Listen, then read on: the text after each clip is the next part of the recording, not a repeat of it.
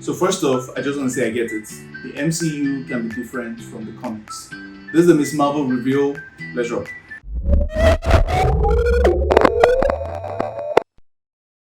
Hey, what's up? Welcome to the channel. This is GVN, where we review movies, series, comics, animations, and video games. It's the MCU this time around, so it's comics brought to the real life. And this is a Miss Marvel pilot review. Now, it's going to contain some spoilers because for those of you that maybe have not watched it or might have watched it, you might need a bit of context. And also, Miss Marvel is not as popular as, say, Iron Man or Captain America or even Hulk.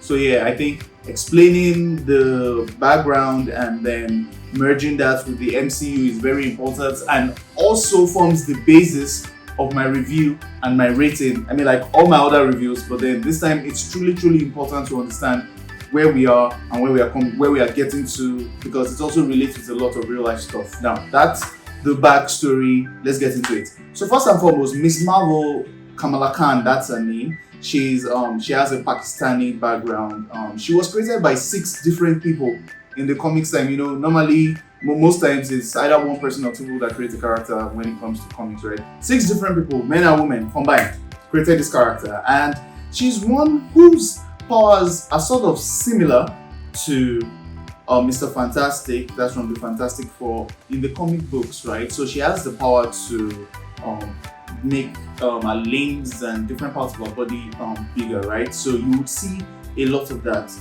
in the comics compared to the MCU, where it looks more like it's energy based and energy projection type stuff. Now this is very important, because I remember when I first saw the trailer, I saw what they were trying to portray, and I was like, okay, I see you MCU, like I see what you're trying to do, but why?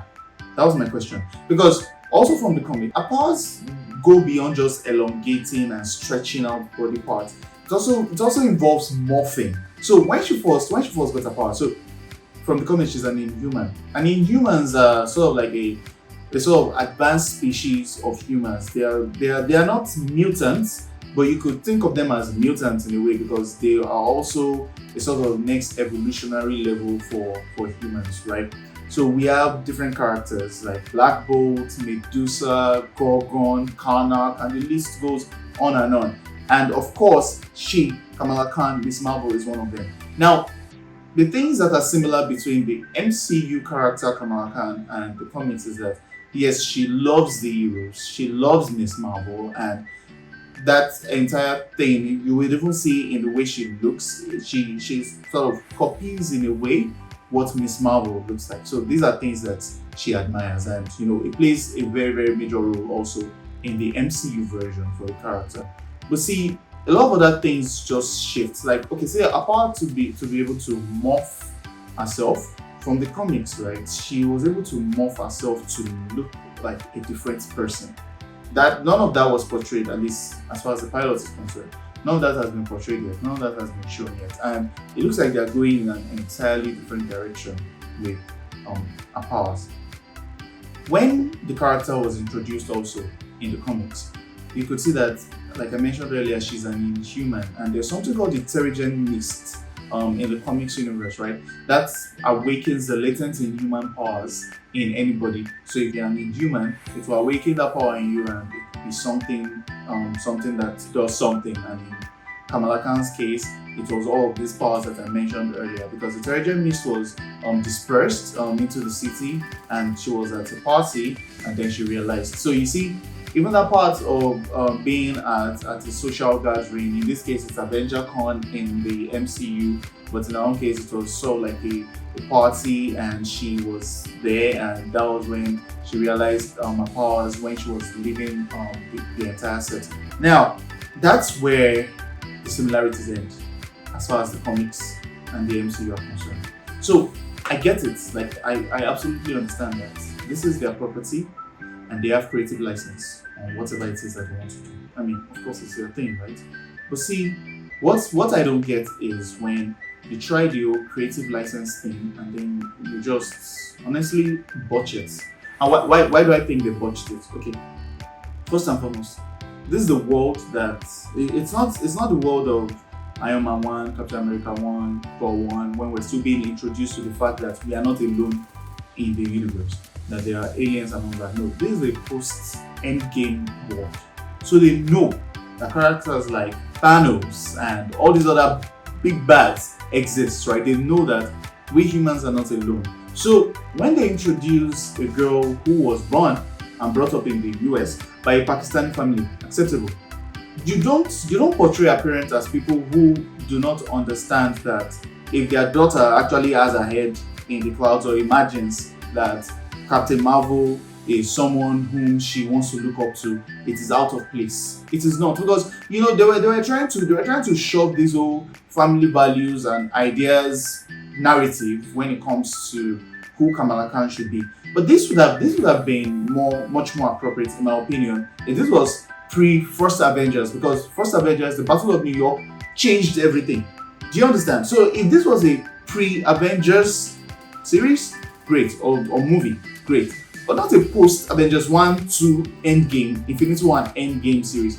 I think it was very out of touch with reality on the part of the writers, the human writers. And another major thing that felt like a major disconnect for me, which is something that I'm going to dwell on a little bit more in the series, is while I get it that you people maybe for some reason or the other want to set out this character in another way that fits your narrative. I mean, I mentioned in my previous review about Shang-Chi and the Legend of the Ten Rings, right? How Marvel messed it up with the Mandarin in Iron Man 3 and sort of tried to salvage it, but then Shang-Chi, instead of being the 10 rings with the Mandarin, is five different rings, and they sold it.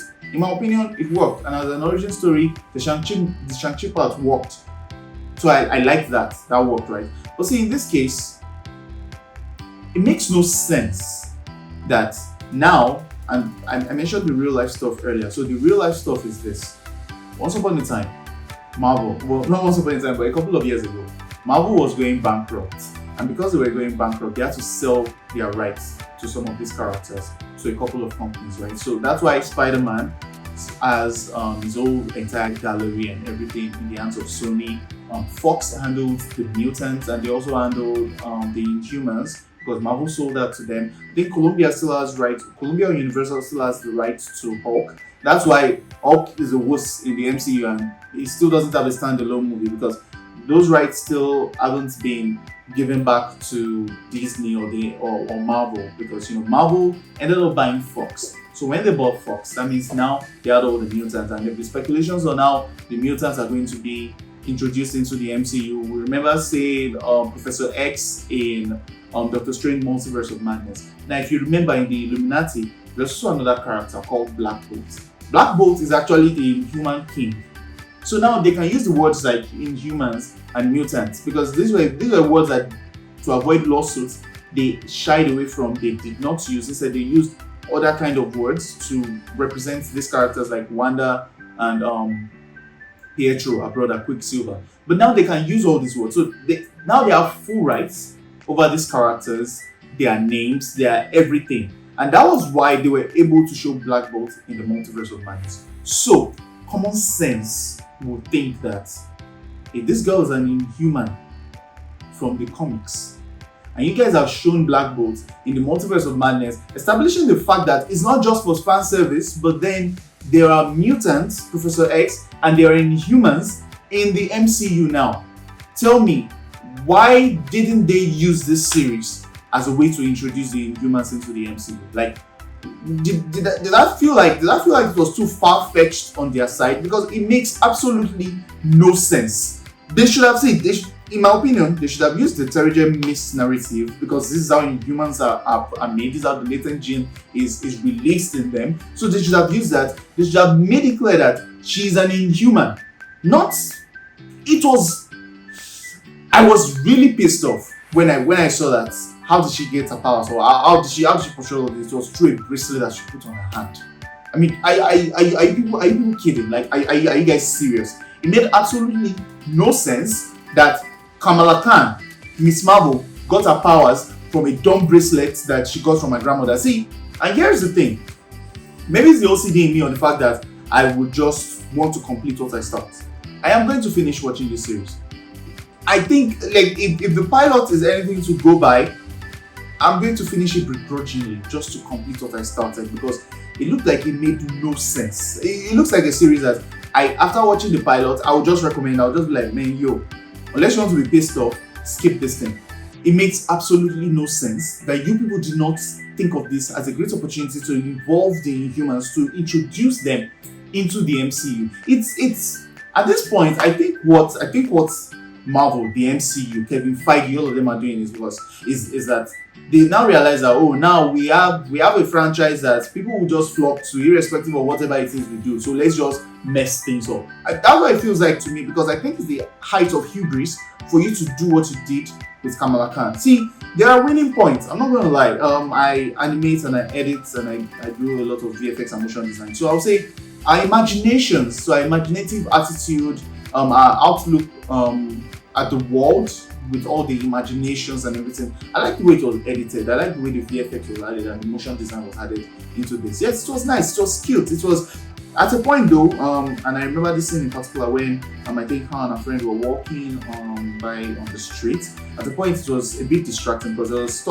lot of stuff happening in the wall in the back, and they were having a conversation and stuff was happening on the scene. So yeah, it looked like these two elements in the scene were competing for the viewer's attention. It looked like it was too much. You know, sometimes the best effects are those whose effects or whose impact you don't really see as much in the scene. So yeah, it felt like at some point there was a sort of competition between those two elements. But that part in the edit and the VFX, I think that was nice. But see, you cannot tell me, it makes no sense. Like, it makes absolutely zero sense for you guys not to have used Kamala Khan to introduce Inhumans into the MCU. I think it was stupid. I think they are just being cocky at this point. And see, I'm not a prophet of doom, and this is me reviewing, not prophesying stuff, but I am saying it for a fact. If the MCU continues like this, I give it maximum another 3 to 5 years. They're going to become past tense. This is what the DCEU tried to do without fully establishing characters and deviating so much from the comics, and we see where that is leading them now.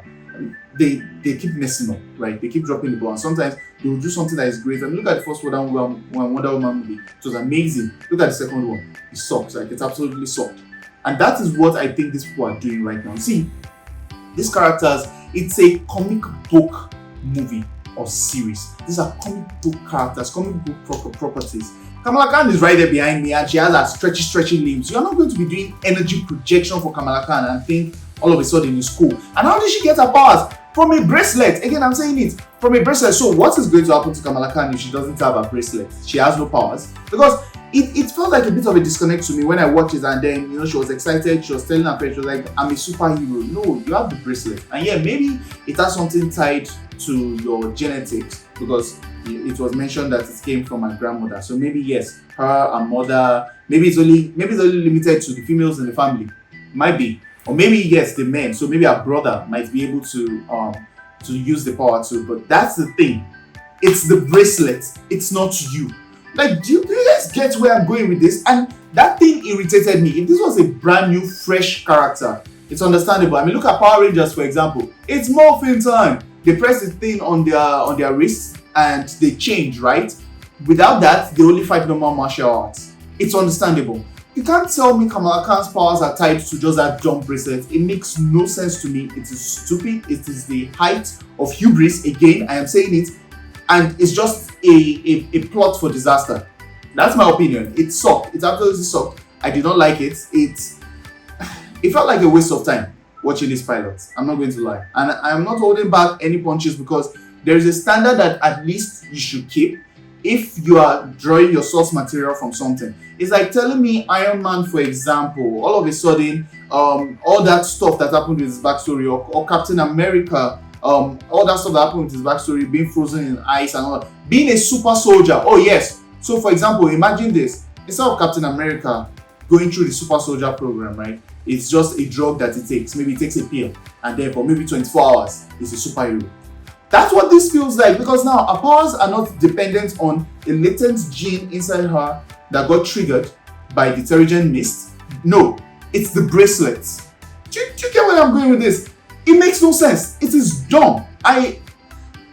I was really disappointed in this direction. I saw the trailer, and when it looked like I was seeing energy projection powers and then she formed a fist in some part of the trailer, I was like, okay, is it that the power modifies over time? But see, I'm a sucker for good stories. So in my head, I'm like, if this is a good story, I'm still going to give it a shot. I'm still going to watch it and enjoy it, and I will recommend it.